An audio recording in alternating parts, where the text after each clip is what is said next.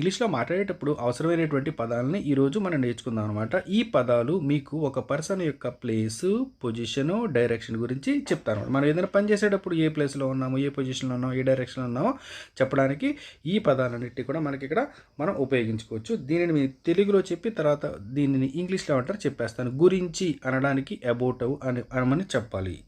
పైన అని చెప్పడానికి అబోవ్ అని మనం చెప్పాలి. అడ్డంగా అని చెప్పేటప్పుడు అక్రాస్ అని వస్తుంది మీనింగ్. తర్వాత అని చెప్పడానికి ఆఫ్టర్. వ్యతిరేకంగా అని చెప్పడానికి అగెయిన్స్ట్. కూడా లేదా పక్కనే అని చెప్పడానికి అలాంగ్. మధ్యలో అని చెప్పడానికి ఎమాంగ్, అంటే ఇద్దరి కంటే ఎక్కువ మంది లేదా వస్తువులు పర్సన్స్ మధ్యలో అనమాట. చుట్టూ అని చెప్పడానికి అరౌండ్. వద్ద అని చెప్పడానికి ఎట్. ముందు అని చెప్పడానికి బిఫోర్. వెనుక అని చెప్పడానికి బిహైండ్. కింద అని చెప్పడానికి బిలో. బినీత్ అంటే అండర్. బినీత్ ఆర్ అండర్ మీకు ఇది కూడా కింద అని వస్తుందన్నమాట. అయితే ఒక లేయర్ కింద అనమాట.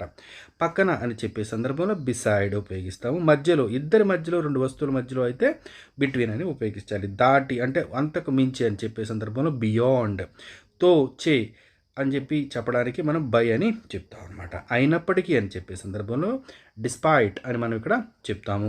కిందికి అని చెప్పే సందర్భంలో డౌన్ అని చెప్పని చెప్తాము. ఆ సమయంలో అని చెప్పే సందర్భంలో డ్యూరింగ్ అని చెప్తాము. తప్ప అని చెప్పే సందర్భంలో అతని తప్ప ఎక్సెప్ట్ అని చెప్తాము.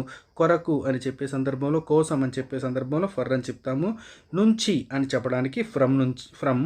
లో అంటాకి ఇన్. లోపల అనడానికి ఇన్సైడ్. లోపలికి ఇంటూ. వంటి లేదా అలాంటివి అని చెప్పడానికి లైక్. దగ్గర నియర్. యొక్క. ఆఫ్. మీద. ఆన్.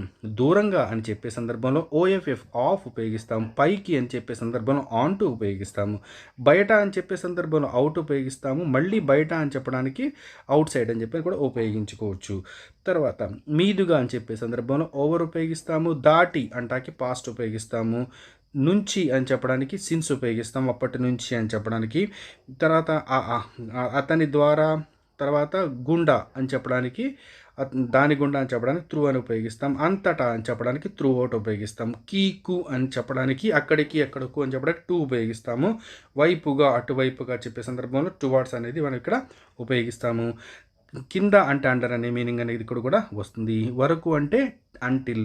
కు అంటే మనకి టిల్ అనేది వస్తుంది. అప్ అంటే పైకి. మీద అంటే అప్ అని వస్తుంది. విత్ అంటే తో అన్న మీనింగ్ వస్తుంది. విత్ ఇన్ అంటే లోపల ఈలోపు అన్న మీనింగ్ వస్తుంది. ఈ లోపల ఈలోపు అని చెప్పి అని టైం అనేది మనం చెప్తాం అనమాట. లేకుండా అనేది వితౌట్ అనేది ఇక్కడ వస్తుంది. ఈ వీడియో కనుక మీకు నచ్చినట్లయితే మీ ఫ్రెండ్స్ అండ్ ఫ్యామిలీ మెంబర్స్కి దయచేసి షేర్ చేయండి.